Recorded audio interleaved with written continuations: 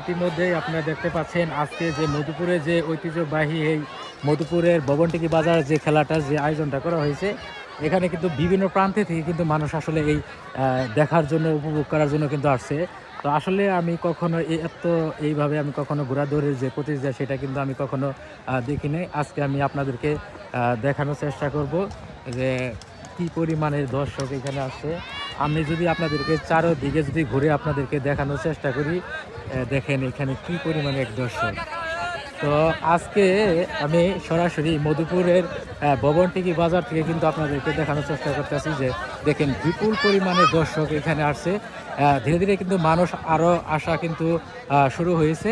আমরা আপনাদেরকে আজকে এই পুরা মাঠের যে একটা ভিডিও সেটা আমি আপনাদেরকে দেখানোর চেষ্টা করব যে দেখেন কি এক অবস্থা। তো মধুপুরের ভবনটিকি বাজারের যে আজকে যে ঘোড়াদৌড় খেলাটা, সেই খেলাটা কিন্তু আজকে আমি আপনাদেরকে দেখানোর চেষ্টা করব।